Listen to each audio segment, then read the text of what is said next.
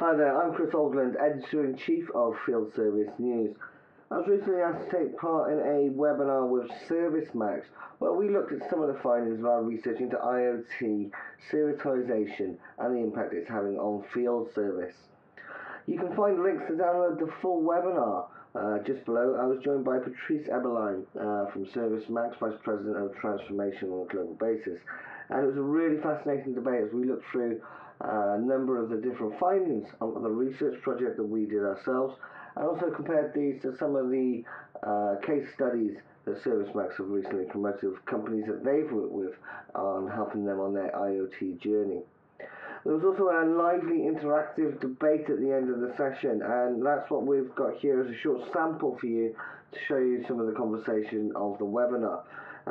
So please enjoy the conversations, the Q&As, and remember, if you do want to download the full webinar, just click the links below. Cheers now. Fantastic. Thank you so much, Patrice and Kris. So we now have a few minutes left for Q&A.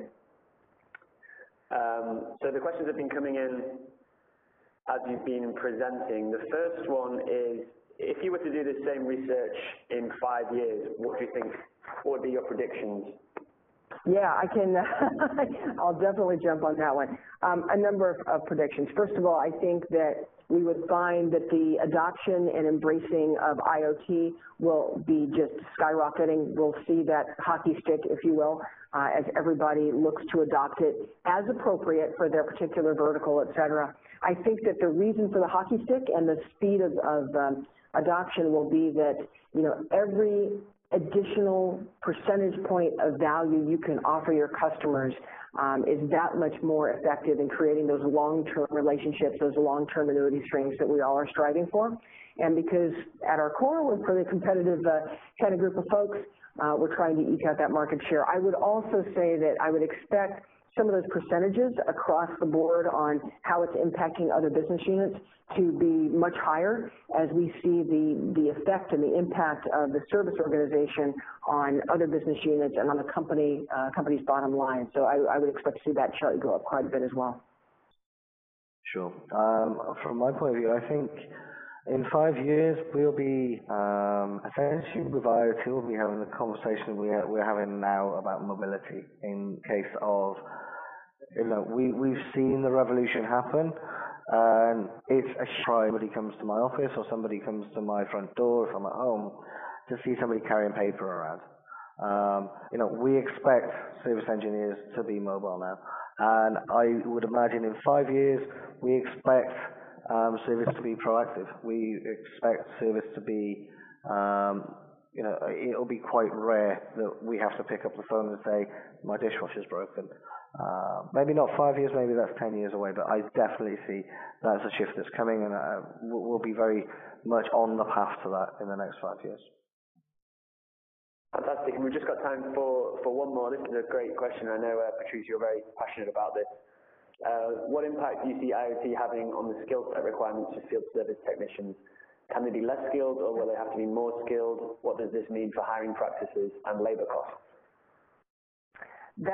I love that question, because, you know, this IoT, this technology kind of redefining service is so impactful externally, as we've talked about, right, where you're bringing additional value, you're bringing stickier value, long-term value to your customers, but internally, it's also something that we're going to have to contend with, right? So the field service engineer, the field service technician has traditionally been a bit of a, I'll go back a few years, a bit of a troubleshooter, right? And I think now we're starting to see that that is no longer the case. What we are seeing, though, is by virtue of having more information available to the field engineer, by virtue of having that information ahead of service, so service before criticality, the field engineer is kind of turning into a little bit more of a health provider, right? So I'm kind of trusting my field organization to take care of my equipment. And because of that, I would expect the conversations that I as a customer would have with my field organization that is taking care of the equipment to be something around, hey, I think you ought to think maybe in terms of a different piece of equipment over here because your business has grown and we're starting to see volume levels that are trending in this way. So it's a little more prescriptive, a little more consultative, and a little bit more of a I don't go to the hospital because I broke my leg. I go to my doctor as a health provider to help me maintain my overall health. So that's the first thing. The second thing, though, and this is something that I think sky's the limit on right now, you know, each of us has an onboarding or a ramp time for our field engineers, and sometimes that can be quite lengthy measured in terms of months, not weeks. And I think with the advent of this technology, with big data, with sensor technology, with being able to, for instance, utilize augmented reality to see specific skill sets and see specific equipment conditions out there, we're going to be able to shorten that ramp, shorten that onboarding time. I can now give my new field engineers experiences that I couldn't for months because they weren't able to see that. It didn't occur as frequently. So I think you're not only seeing things that are going to be beneficial outwardly looking, but you're also going to see use cases of this technology that are very inward focused that will allow us to create that more efficient, more technology savvy and better service engineers such that we can be health providers for our customers and bring that additional level of value.